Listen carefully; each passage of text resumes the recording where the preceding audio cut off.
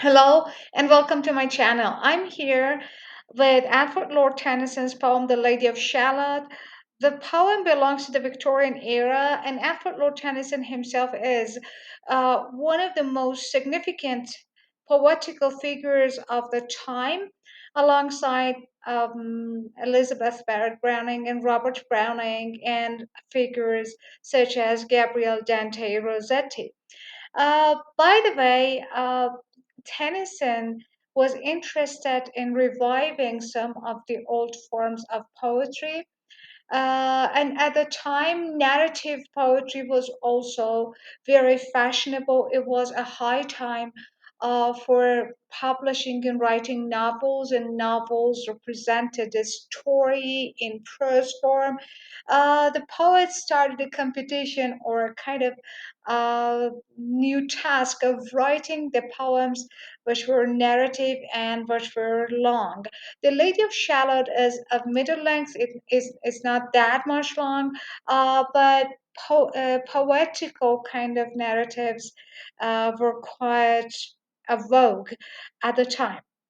And Tennyson mixes the two tendencies here. He revives the story of King Arthur and his legendary heroes, characters, and town, Camelot.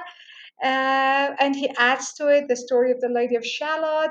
We're not certain whether Tennyson has uh, totally made and fostered the character of the lady, or the character is inspired by some other Arthurian characters or the works of other poets. But anyway, he's adding up to the story of King Arthur and his knights. Let's see what's up in the poem. The poem consists of four parts, and I will discuss each part in one video, one separate video, of course. So let's see what's up in the first part.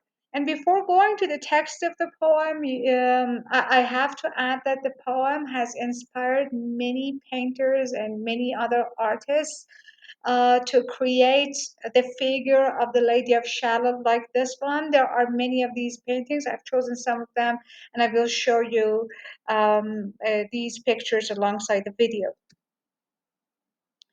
And about the text of the poem, as you can see, the poem is made of a stanzaic pattern, so we can see the stanzas as they are patterned into form. And the poem is very musical. If you like to see and to hear to English poetry's musicality, you have to choose Tennyson. Tennyson had a sharp ear.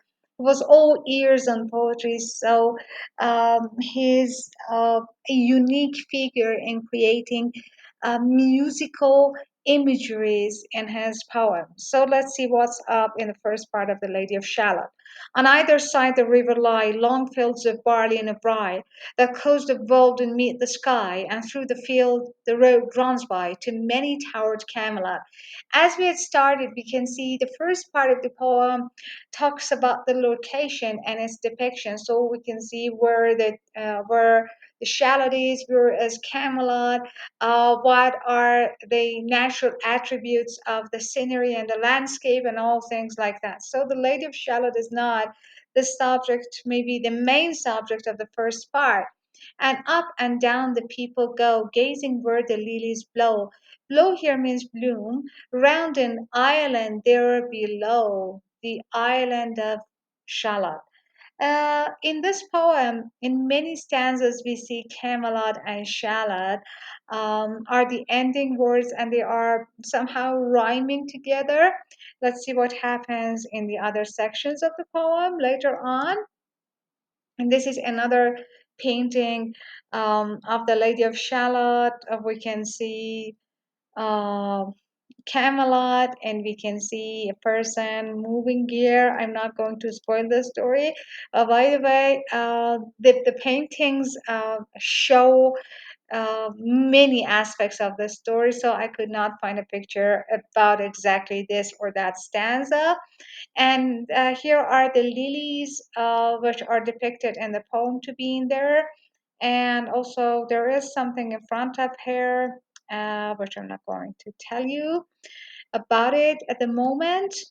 Little breezes dusk and shiver through the wave that runs forever by the island and the river flowing down to Camelot. About little breezes dusk and shiver. Some critics have attacked Tennyson. What are you saying, Mr. Tennyson? By the way, Tennyson is uh, showing us a sensation, a feeling. Little breezes dusk and shiver means that when the dusk comes, the weather becomes a little bit cool, so you may shiver. So the meaning is not directly in there, but we can find it if we think about it.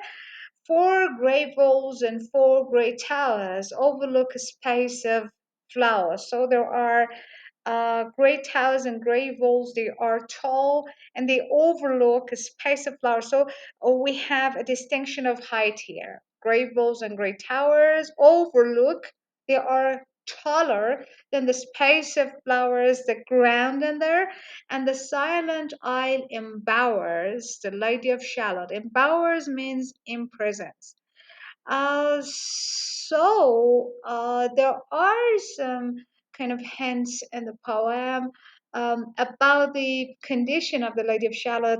We know that she's maybe imprisoned within the four towers, four walls of the Shalott, which is an island in the river. And again, here we see another painting about the Lady of Shalott. Things are uh, more vivid here. For example, we can see something here, a loom maybe. And again, the Camelot, the river, and someone passing here. By the margin, willow-veiled, slide the heavy barges trailed by slow horses, and unhailed, the shallop flitting silken sailed, skimming down to Camelot. Just check out the different musical elements, prosodic elements used by Tennyson here. Willow-veiled, slide, like horses. There are skimming. There are repetition of different sounds in the stanza, but who has seen her wave her hand? So there are many boats and many barges passing the island of Shalott, but nobody ever has seen the single inhabitant of the island who's the Lady of Shalott. And you see here, Tennyson uses has instead of has, which is an instance of archaism. And archaism means when a poet deliberately uses the language or the dictation, the spelling of the older times, but who has seen her wave her hand? Or at the casement, seeing her stand. Casement means the window case. Or is she known in all the land, the Lady of Shalott? This is this is a rhetorical question. The question whose answer is known by the poet. No, nobody knows the Lady of Shalott. They have heard about her, but they have never seen her in reality. So we can see another painting depicting the Lady of Shalott. Of course, Gothic elements are added to this painting. Different artists have imagined the Lady of Shalott in different ways, as you can see here. So these are the only people who know something about the Lady of Shalott, only reapers, reaping early in among the bearded barley, the farmers. Hear a song that echoes cheerily from the river, winding clearly down toward Camelot.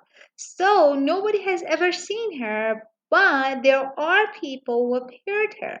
And by the moon the reaper weary, piling sheaves in uplands eerie, listening whispers, is the fairy Lady of Shalott.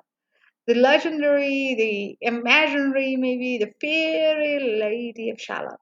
So till this point in the poem, uh, We know about the whereabouts of the Lady of Shalott, where she does live, and her conditions of life, but we don't know what she's doing, what's up in the island within the walls of the tower.